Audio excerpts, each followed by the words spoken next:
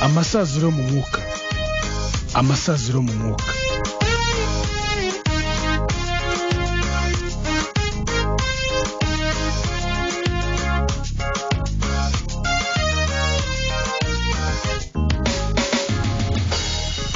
Abasigaye mukora rero namwe nimuhura n'ibibazo nimuhumure kadusenga Imana. Mana turagushimiye, izina ryawe nibyubahwe, uri Imana nyamana, uri Imana waduhamagariye umurimo, wagendanye nanjye.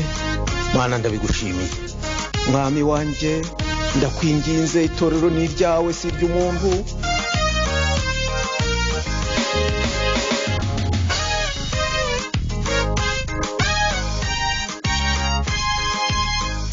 Uyu ni umwanya w'ikiganiro amasaziro mu mwuka.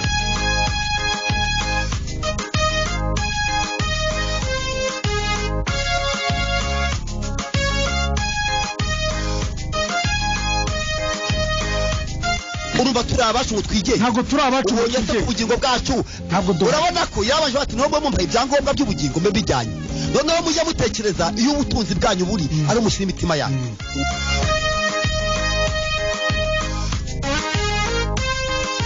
Nicyo gituma tudacogora. Kandi nubwo umuntu wacu w'inyuma saza, umuntu wacu w'imbere ahora ahinduka mushi uko bukeye.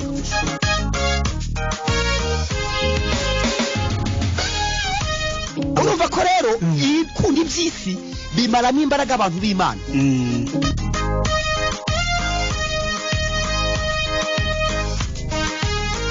Byose ndabyemererwa, nyamara ibingira akamaro si byose. Byose ndabyemererwa, ariko sinzategekwa n'ikintu cyose.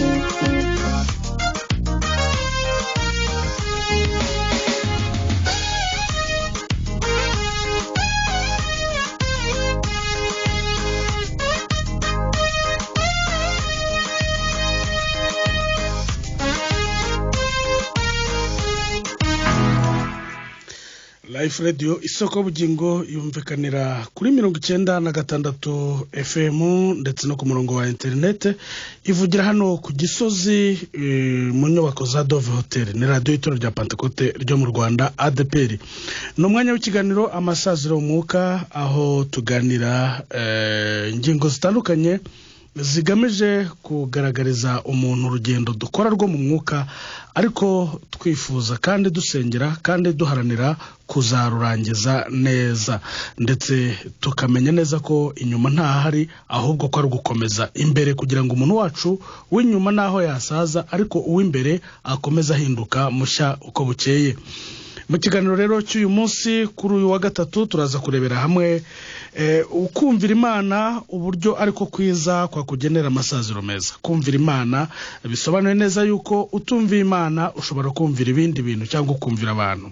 Turaza kuvuga neza ku mahitamo yo kumvira Imana cyangwa kumvira abantu, uburyo ari byo byatugenera amasaziro yacu. Turaza kugira imirongo ituyobora, kandi turaza no kurebera hamwe intumwa zatubanjirije uburyo zemeye riske zose ku bw'izina Kristo, hanyuma kugira ngo bigirire amasaziro meza, kugira ngo bazasoze urugendo neza. Murabizi ko bose bashoje bahamya Imana.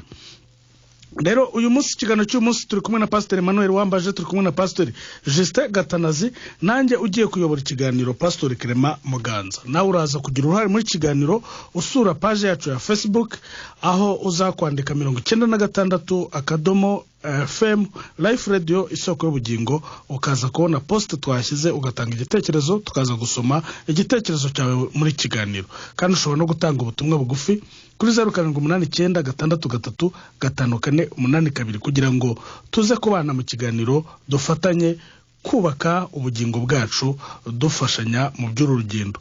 Reka mukanya gatoya nakire abakozi b'Imana bamaze kugera muri studio. Jewe ndi Pastor Clement Muganza. Reka ngaruke mukanya gatoya. Indirimbo yitwa Turi bikoma ngoma.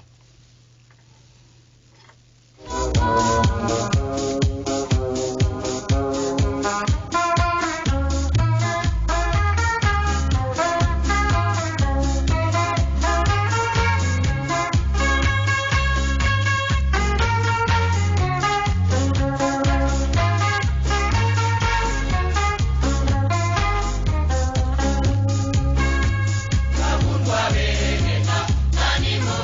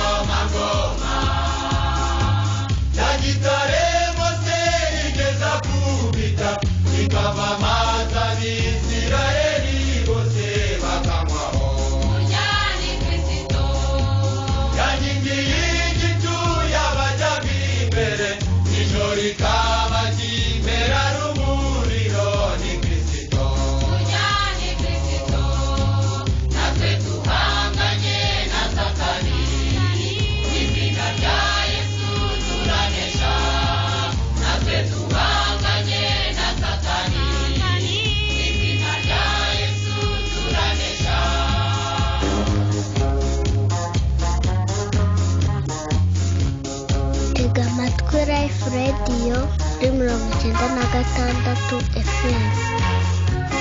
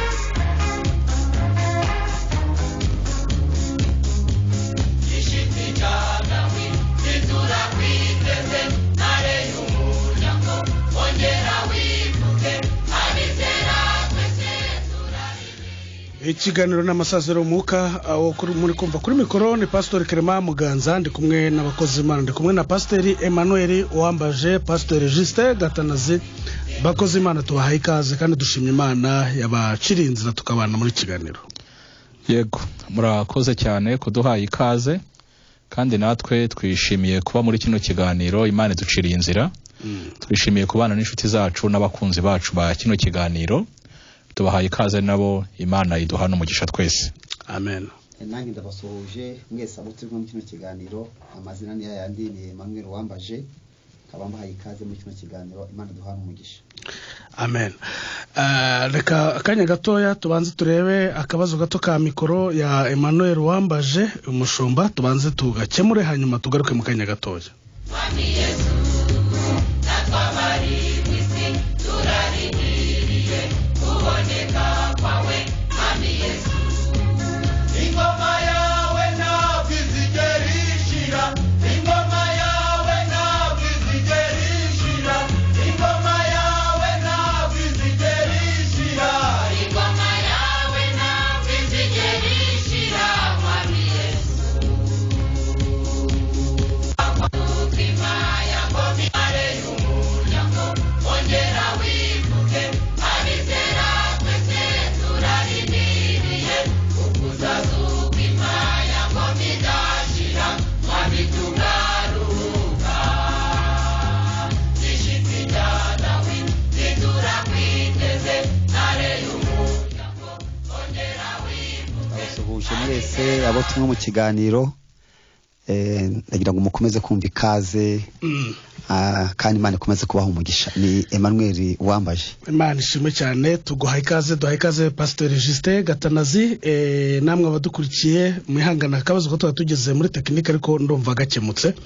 Ngira ngo mbere yuko dutangira tumenyere gusenga kugira ngo Imana tuyobore mu kiganiro. Reka nsabe Pastor Uwambaje Emmanuel asenga Imana hanyuma Pastor Juste nawe atuyoboreshe ijambo ry'Imana. Karibu Pastor Emmanuel. Nyakubahwa Mana yacu, Mana yo gushimwa yo gukirwa hejuru no gupfukamirwa. Tugushimiye uyu mwanya uduhaye, umwanya mwiza, umwanya wo kumva ikitubwira mu ijambo ryawe.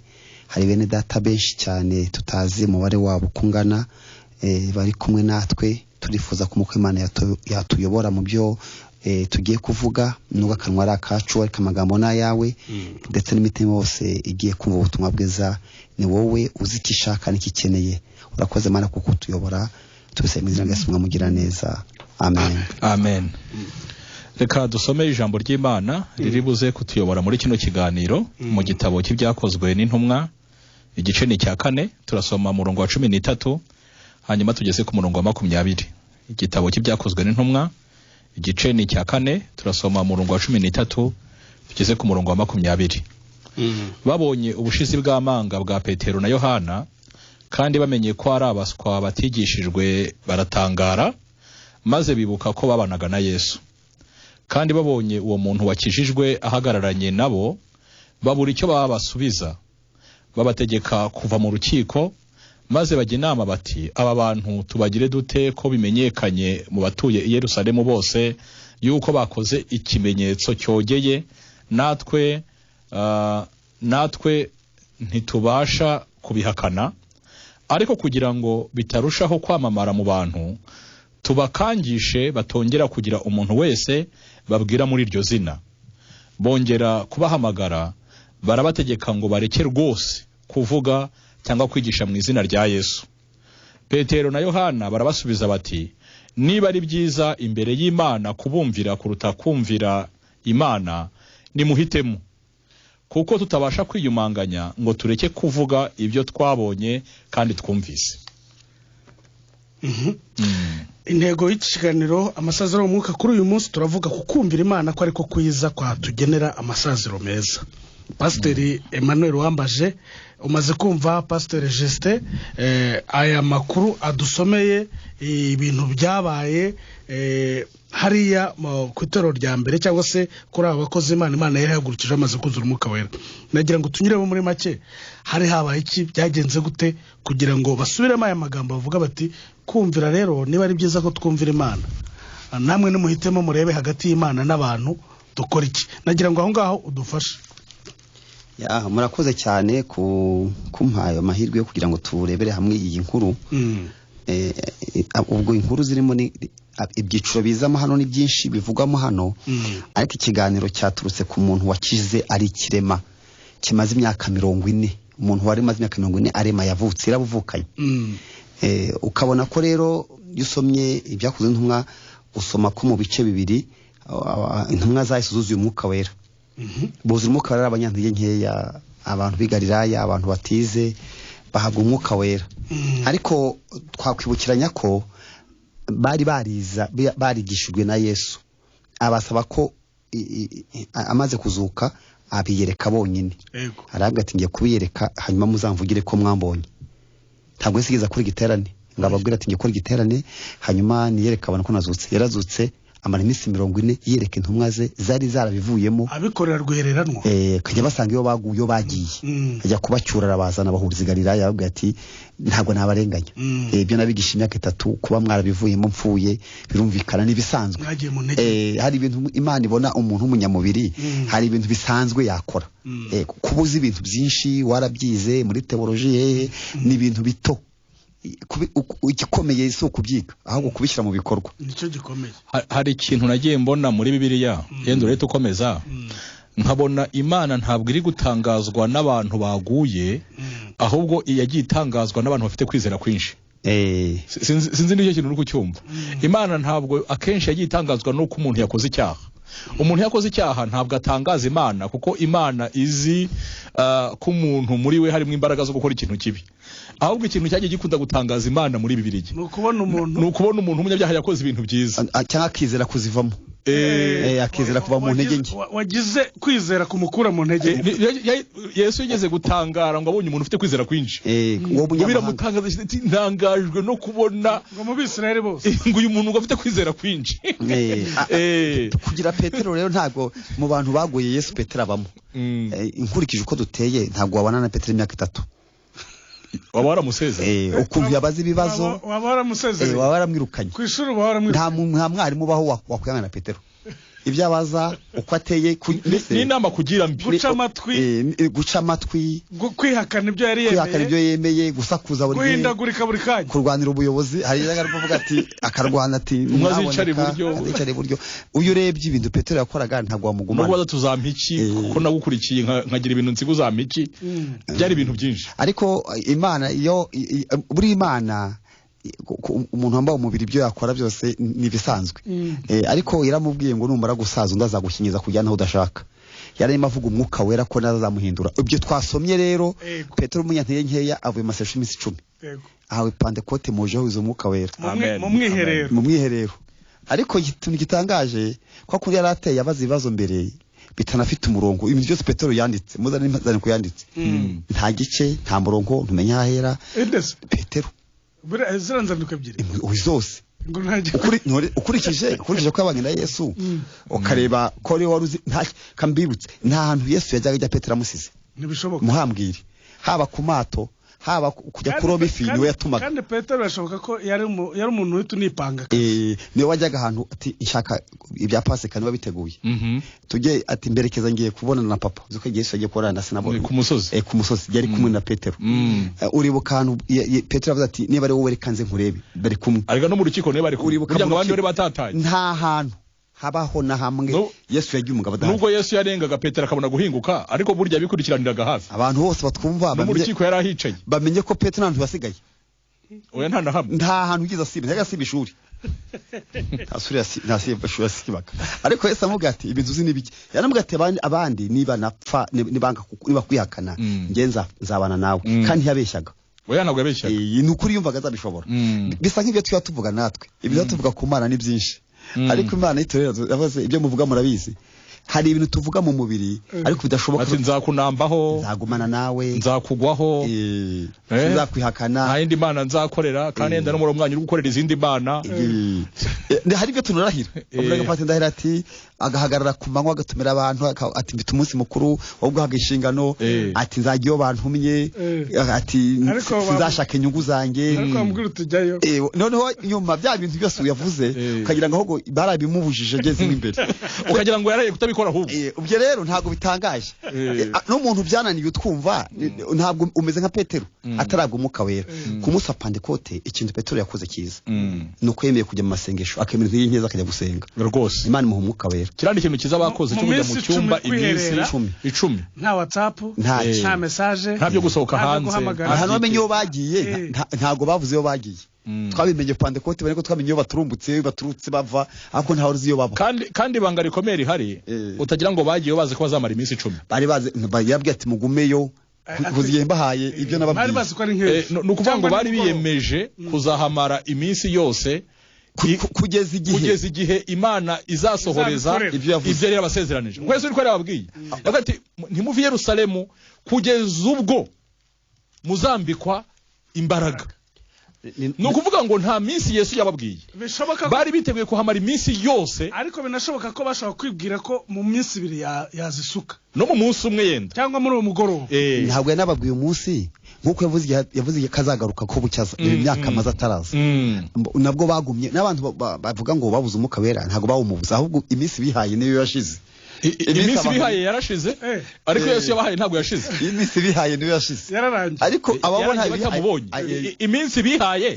yarangiye batabonye umwuka wera ariko iminsi Yesu yabahaye yo ntabwo yarangiye Imana cyafite umwuka wera umugabo amaze kubona umwuka wera ikintu yakoze rero yavuze ijambo nabwiye ko Petero ibintu avuga muri ku mutima abihera avuga ati ntitwasinze ariko utarakomeza iyo sikarite kuvuga ibiri kuri ku mutima uvuga ibiri ku mutima aho kanunagara yavuze ntabwo twasinze ntabwo turi mu gitondo n'abasinazi bazisa yariza kuyu mugabo niko yaratemwe iyobowe n'umwuka wera iyo harimo umwuka wera ariko itayobowe na kamere iyo nta mwuka urimo aba ari bibi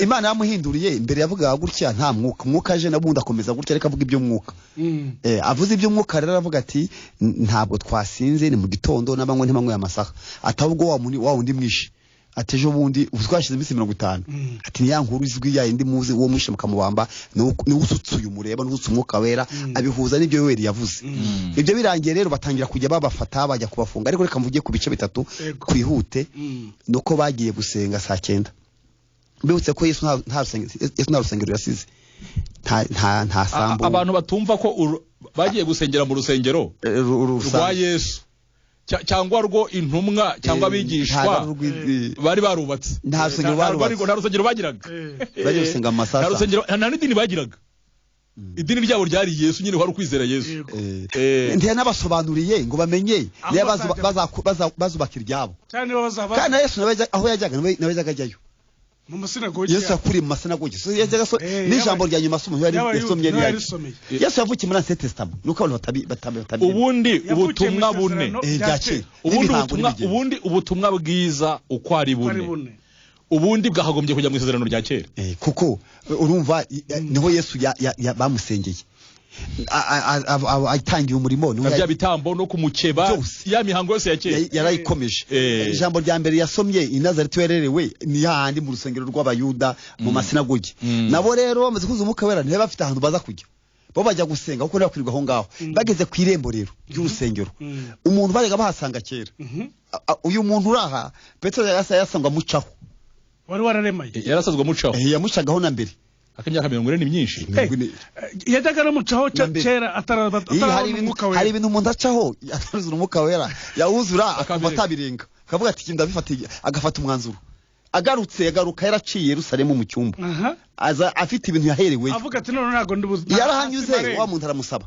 amuga ati waduhaye ngo yabitayeho ngagira ngo ari cyo bamuha no baravuga bati ibyo ushaka ibyo usaba hano ibyo ushaka ni feza cyangwa izahabu ariko twebwe ifeza n'izahabu ntabyo dufite ariko sukuri kuko bari ayo yarakeneye bari bayafite Petero ntabwo yabaga afite amafaranga yo guha uyu muntu ariko yaramubwiye ngo ndaguha igituma ikiruta ibyo usaba buri mwuka wera yaje gutanga ibintu isitagira yego ibintu bitaba mu isi nibyo rero bafite ngo icyo dufite turakiguha nukuvuga ngo icyo bafite ni giki ariko bagihawe nande naho tutatandukira isi ibintu bitagira umwuka wera yaje gutanga nibiki ariko ni byinshi oya banza wumve no turebe Yesu ajya kugenda niki yavuze azabaha kuko icyo Yesu yavuze azaha ba Petero yaravuze ngo simbaha nkuko abisi batanga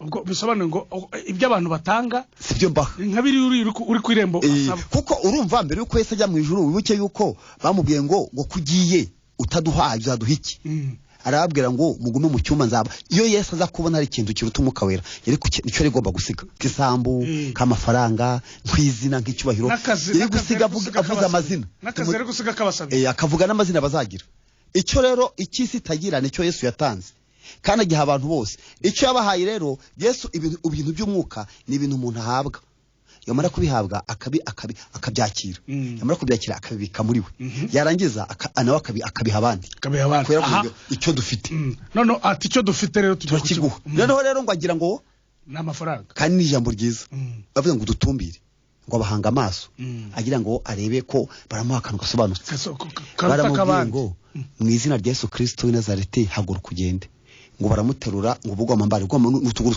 twaramugaye ngo ararambuka bamuzima ahita ahimbaza Imana itarejuru ajya gusenga ngo yazungurutse urusengero aririmba ahubwo sumva iryo teraniro uko byagenze kandi bari bamuzi bose kandi iyo myaka yose uko ari 40 yaratarinjira mu rusengero icyakora cyo yarwicaraga imbere bitewe n'ubumuga yari afite yicaraga ku muryango wawe yicaraga ku muryango w'urusengero ntacyo yagomba kumaramo ntakije kwakora ni munyereke kuko mu rusengero maze wumve mu rusengero amaturo ntibayamuha kuko mu rusengero hashinzwe amaturo gusa najyamo rero ntibaza kumuturira wera yaturishaga hanze aturishaga hanze y'urusengero kuko imbere ko amaturo yo mu rusengero yari yabatambye nta nubwo yagenewe yari yabatambye kuko urwo rusengero nibo bari bararwubakishije yarebye ahantu yicara mu zigiti abajyamo yarabaze ko niba tura ya Kaisari Imana baheni akoreba muhi ubwo rero yagomba kugira ikintu abaka imyaka 40 kandi muboke ko umubare 4 uvuga umubabaro imyaka 40 si kane kane kabisa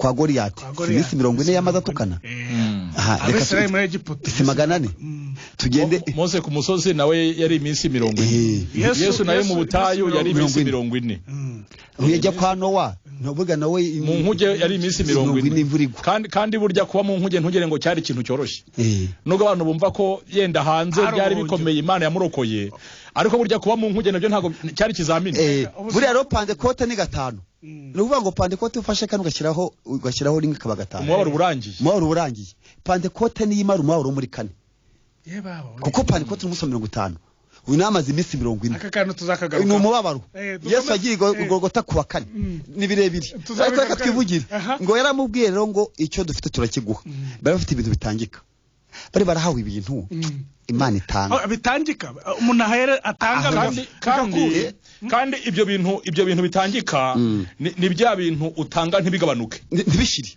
uratanga wowe ntugabanukirwa urabona ushobora kuba ufite nk'ibihumbi 100 mu mufuka watanga umuntu ibihumbi 10 ugasigara n'ibihumbi 90 yagabanutse noneho biriya byo batangaga niba ari ibihumbi 100 warabigumanaga kandi wabitanze byose Maraki ravuze ngo yabahaye umwuka ngo ifite umwuka wisagutse Imana itanga umwuka mwinshi kandi izi mbaraga zari zirimo zatumaga bakora ikintu ubundi abapantekote ijya kuri gugimbaka wabaga wahawe ikintu gituma ukora ikindi urabona uyu muntu ari umukiri agira ku murima ati umurima wogura ikituma ari puse kugura ni imbaraga z'amafaranga afite cyo kugendana nawe turi babiri ntazi kiri mu mufuka wawe kwagera kuri restaurant ariko giye kunywa kawa sinarinzi kirimo ariko amafaranga arimo aniya gutegetse kunywa kawa wagera ku mutati imbuzo nkinza yigura wagera ku nzu inkinza yubaka uri umuntu nkange ariko ibyo ufite ibyo bituma ufata icyemezo nubanga abapantekote kugira ngo bafate icyemezo ku kibazo biterwa n'imbaraga zibarimo okay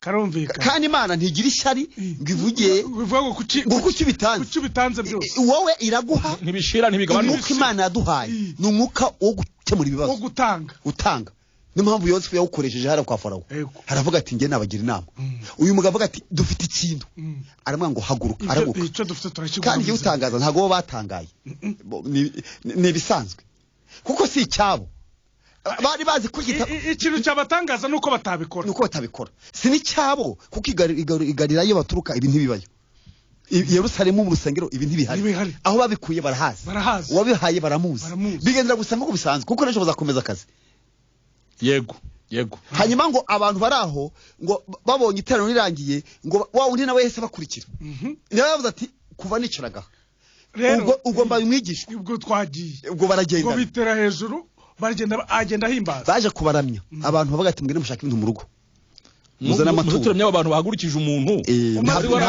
umaze imyaka 40 hano ngo barabatumbira cyane kandi abikorera mu idini bivuze ko byabereye mu rusengero kuko urumva yakiriye ku marembo bajyana gusenga urusengero batabinjirana mu rusengero umbwire ko iryo terano ririmo abafarisayo kandi abari barimo hari abitwa abasadukayo batemera umuzuko ntibemeraga umuzuko ntibemeraga n'abamarayika bazi ko iwe mudapfuye abagiye wibuka yuko hano turaza no kubibona ntibemeraga n'umuntu wigisha atarigishijwe bari barize twabavuzeho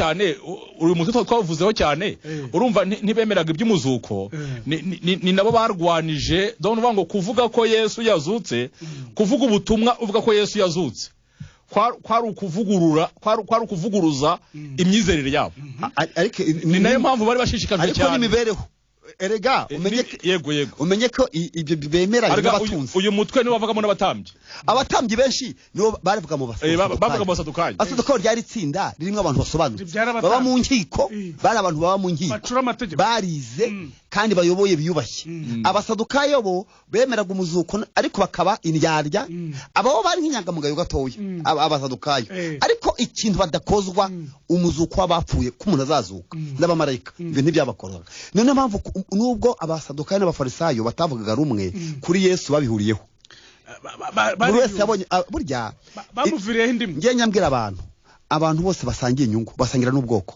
yego nta bwoko bubaho buri hari aho bagera bagahuza kandi ntukababeshye abantu bose basangiye inyungu baba basangiye n'ibindi iyo inyungu zirangiye baratandukana ariko baravuze ati Yesu tumuhuriyeho babwira abo kwa Herode arababangamiye avuga ko azazana ubwami bw'Imana kandi ari we mwami Herode ati cyo ndacyumva izo ni ingabo zo kuziroma abafarisayo atabisi ndyarya n'ibituro bisize ingo batadututse bati tuzafatikanya ndokaye bati nuko tutavuga rumwe ariko mu byukuri avuga umuzuko n'abamarayika bati tubihuriye arashaka kudusenya no kuturangiza idini agiye kurisenya bafata inzira aho bajya mu rukiko baramurega bamuriraho umugabo arapfa Yesu azutse rero afata za mbaraga yari afite azishyira mu bantu bigarira ati mujye mubimvugira kuvuga rero ko Yesu yazutse yarishwe n'aba bantu umva ibyo vuga ngo hari umuntu wakize cyangwa nti oya gukira cyo kibazo ahubwo umugati wabo urabura kuri cya kane umurongo wa mbere ngo umuyobozi w'urusengero niko havuze ngo n'abatambyi ngo hamwe ngo naba basadukayo ngo barifatanije ngo bababuza ngo kwigisha muri ryazina ngo yuko Yesu ngo yazutse. Urumva ikigaragara hari abamaze guhagurutsa uriya wari uremaye hakurikiyeho kubona uburyo basobanura ikibaye baboneraho uburyo kuko icyambere iterano ryari kibaye niba bari bageze wenda ku ndirimbo ya kangahe baririmba byahise bihagarariraho haba kavuyo ko gucelebrating umuntu wahagurutse noneho ngo bafata ijambo baboneraho noneho gusobanura ikibaye kuko abantu batangiye kubaramya baravuga bati ntago ari twebwe nimuze no kuturamya nayo maturo yanyu muyigumanire ni wa wundi ukoze ibi ngibi ntago ari twebwe twe ntago twabikora ahubwo bikozwe n'izina Yesu. Ahubwo nabonye haragiyemo n'iby'urukiko ku murongo wa 13 mu bice bine mu byakozwe harimo n'urukiko hajemwo byo kujya mu rukiko byabaye urubanza babasadukayo nyine kujya kwisobanura byabaye kuba bagomba kubarega mu bice bine 13 haranditse ngo abanyarukiko sinzi aho ngirira mfite yitwa ijambo ry'Imana ngo babonye ukuntu Petero na Yohana bavuga bashize amanga kandi baruzi ko ari abanyamusozi abanyamusozi ubwo nabatize nibwenda ikandangira abanyamusozi batize barumirwa maze bibuka ko bahoranye na Yesu. Abanyamusozi sinze aho kuba bita abanyamusozi gere n'abantu mu cyaro aho bavuze ngo hano bavuze ngo babonye ubushizi bw'amanga bwa Petero na Yohana ngo kandi bamenye ngo ko hari abaswa batigishijwe ngo baratangara ngo maze bibuka ko babanaga na Yesu ariko babimenyerahe ariko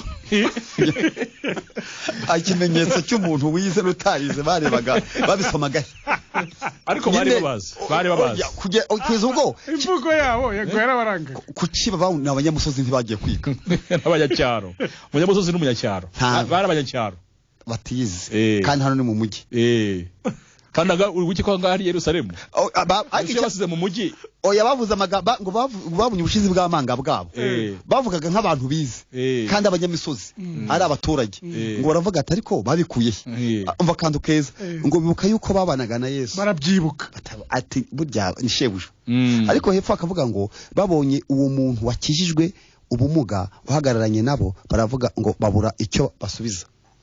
Urumva bagiye kuburana bo bajyanye umuntu kuko ikibazo kwa kujyana umuntu bajyanye aba ba Petero bajyanye umuntu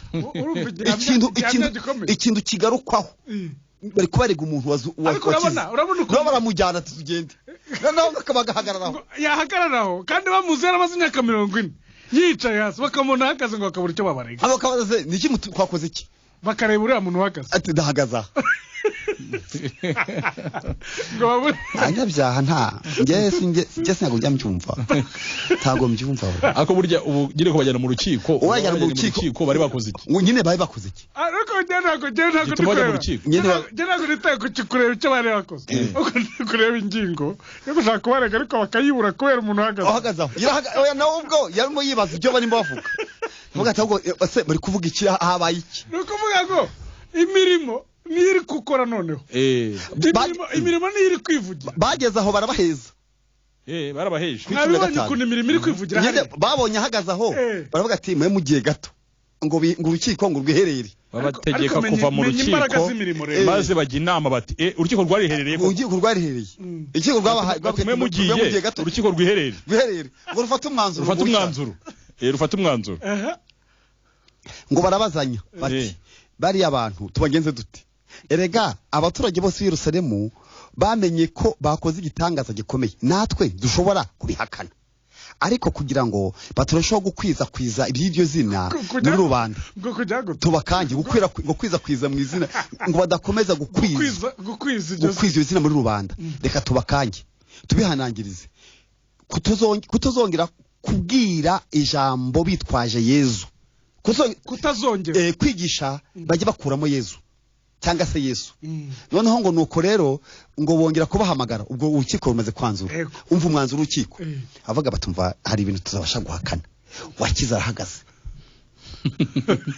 ntiduhakana ko atakize kandi abantu bose baramuzi abantu bose barabyemera nawe arabyemera bose ari urukiko ari abahagaze kandi rubanda baruhagaze hanze rubanda rurindiriye uko urubanza baruca induru kuvuga hanze Bati n'umunyarukiko bamuzanye yakarabye asa neza arambaye ahagazaho agiye gusoma itegeko bati ariko ikibazo n'umuntu ahagazaho yamaze imyaka 40 yicaye none ahagaze imbere ahagazaho bararukata bate noneho rero ngo nuko ngo barevuga bati dufata umwanzuro tubabwire bajye kwigisha ariko Yezu bamukuremo mu bintu twigisha dukuremo Yesu ubwo twa dusigaranye iki nyine ahantu muvuge ibintu nawe nyine birebe turamutse twigishije ibintu byose muri Bibiliya tugakuramo Yesu dukuyemo ibya Yesu twa dusigaranye iki ibyo dukora se ahubwo Pastor Emmanuel Mushumba hari akantu niba warakavugiye kuri izi mikoro sinibuka ubutumwa bwiza bugizwe n'iki kuko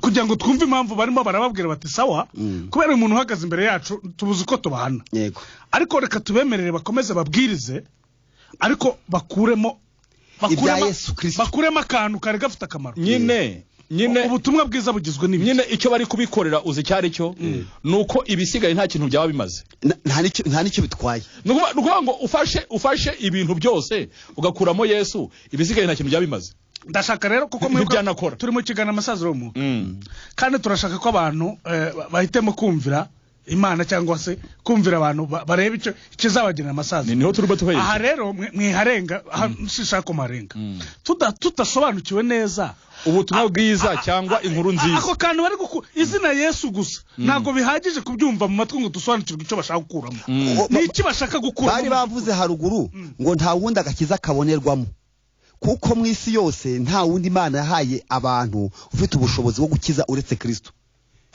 baravuze bati ibyo turimo tuvuga wa wundi mishamo kamubamba niwe uduhaye imbaraga zo gukora ibi baravuga bati mugende muvuge kugira ngo batagira izo mbaraga wibuka ko iyo bavuze Yesu baba bavuze gucungura baba bavuze gupfa no kuzuka baba bavuze kugaruka kwe gutwara itorero yego ndashaka musobanuro hanga kuko bababwiye bati rero ibintu byose mujye mubivuga ariko iri zina murireke hanyuma mubareke babibara bavuga nyine baravuga iki uzi icyo bavuga bari bwihimbaze babubwiye ati mwere mujye makari mwamukijije ariko ntimuvuge Yesu kuko ikibazo urabona ngo abangaba nabo bari bavuze bati bajye bavuga ko aribo bamukijije bavuge kari hanyuma nibirangira abari bo bizerwa none uje ubona abahantu kandi aribo bemerwa aribo bizerwa kandi muri bo nta gakiza karimo none se ubwo tutagiye kure ntidufite abantu Imana ikoresha ibintu bagahita bavuga ko aribo nicyo nashakaga rero none ntabwo uzi abantu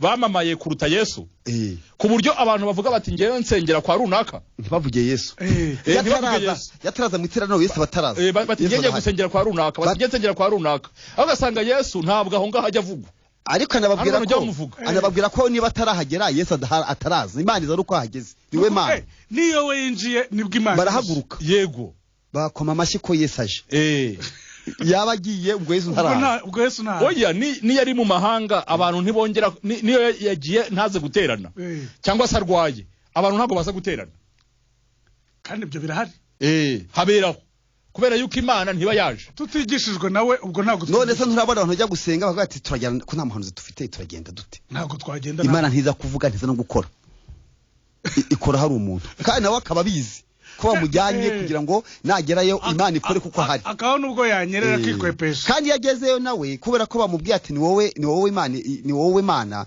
agomba kureba ukuntu hanura nubwo Imana atari kuvuga tekereza wowe bakujyanye ahantu bakwishyura itiki barakujyana baguhaye ibiryo bari bukugarura bari guha amafaranga nta nicyo bakora kandi icyo bagutwariye nawe urakizi ni uguhanura mbese ubwo wavayo utabarebeye wese wavayo utabarebeye ariko rero wibuke yuko nubwo yaje gutyo afite briefing imubwira ngo ntavuge Yesu uwo nguwo waje gutyo aza bakuyemo Yesu nyine we aza yamaze kuri gukuramo Yesu kubera yuko ibintu bitarimo Yesu biba desactive ntago bikora ntibikora urabona rero barababwiye bati nta kuntu mwajya muvuga ariko mukamukuramo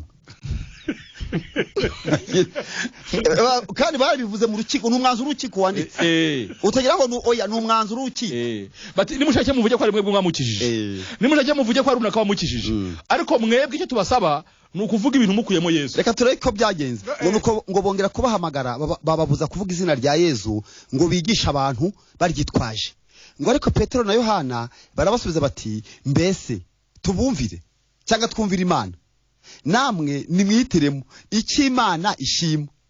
Twe rero ntitubasha guceceka ibyo twiyumviye n'ibyo twiboneye ngo maze kubumva batumvise babashakira inkoni. Ugatimbo niba mutumva rero ibya Yesu nubango yuvuze Yesu hari ibintu botagira cyo gutwara. Ibi umve hari inkoni ntago ziri mu mwanzuro. Iki ni kintu urukiko rwiherera iyo ni plan B. Urukiko ntabwo inkoni bari bazivuze. Inkoni ntago Bonge bari herera. Bonge bati muvuze ngo iki ati ntidushaka kwiyumanganya. Ati umuntu twarabanye kandi ukoze ibi. Ega nawe yarahari. Rega ikibazo ntago babikoraga bonyene nawe baramubonaga hava. Muri byavuze umuka azabazaho bazanye kuri Yesu baramubonaga. Yari yababwiye ngo ari kumwe nabo. Biba ngo Yesu agumana namwe ari kumwe nabo bafasha. Ntago bari bonyine. Yarahari nkuko n'uyu munsi umuntu wese ufite imbaraga yavuga Yesu hanyuma abantu bakabona Imana nubwo twe dushobora kubona Imana tukayibwira abantu atari kuyibona kuko turi kuyibona. Noneho bakatubwira bati muvuge ko idahari. Bakagira ngo Imana iri kure yacu kandi tuyifite. Imana nyibona hafi yanjye. Nayihamya atoya yikuremo uvuge Imana. Rero nkavuga nti mwebwe nimutekereze ari mwebwe no kumvira Imana bite mwonde. Namwe twonge twiherere. Bonge bari herera. Bavuga ati dukora iki? Bashaka inkoni. Ariko njye ari ikintu ndi kwibaza. Ndikaza ubu mu nsengero impande n'impande. Ntabwo uyu mwuka ushobora kuza ukajya utuma abantu bavuga ibindi uretse Yesu. Bakuyemo Yesu. Nicyo cyeze, nicyo gihari. Mbo kuvuga Imana abantu bakuyemo Yesu. Abantu bakavuga ibindi byiza muri Bibiliya bagakuramo Yesu. Urebye aho oya nibyo bintu bibamo. Kubera ko yo haje inkoni. Igabaza inkoni. Uzi ko haje inkoni? Nose mbona haje inkoni. Ahubwo ahangaho umuntu yakwibaza. Niba haje mikibando. Petero hana barabyemera. Umenye ko wakiza hagazaho. Ariko ubwo sinzira muri kwibuka ko abantu bazanye izi nkoni bari kubuza n'abantu kuvuga ibintu bya Yesu. Kuvuga izina rya Yesu. Sinzi namwibuka ko ari abantu bahagarariye Imana. Abaheze. Abatambyi n'abasadukayo ngo n'umutware w'urusengero.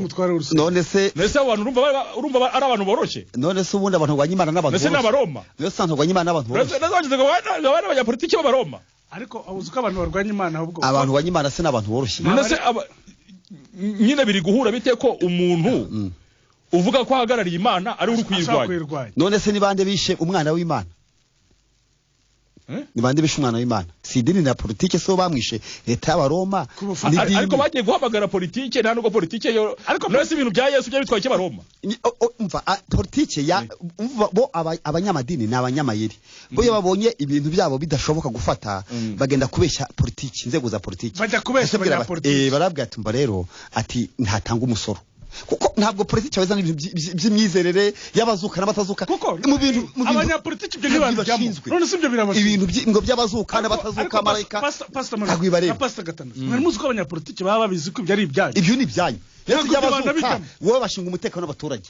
Bashinga ko murara mukasinzira. Uzi ko ariko abanyapolitike n'abantu ba mbere bazi neza yuko abitwa abakozi b'Imana ari abavuzi nyine ibi abanyapolitike b'Abaroma bari kubigiraho ikihe kibazo ko umuntu wari ufite ubumuga yakize. Nyine oya ahubwo bari kubabwira bati nyine byumve nimuze mukize igihugu cyose. Oya ahubwo bari kuvuga batabo abantu bagenda bakiza abantu bakujya mu bigo by'abantu n'umuga bakajya nk'igataga bakamara igihugu bakajya nk'igataga. Ariko idini ryo rijya gushuka inzego za politike ati mu by'ukuri ati buriya ndibatanga umusoro barwanya leta ati bafite ibibazo barwanya leta urumva bo bagenda gashaka ikintu kivugika umunyapolitike yakumva ikintu wabwira leta ikamva kuko babwiye leta ya Roma bati aba bantu barwanya leta. None se siko bajuririye mu rukiko rwuko bari bamaze kubona abatambye badafite gukatira ubwo gupfa Yesu bakamujyana kwa Pilato. Nimubizi ko ariko byagenze kubera ko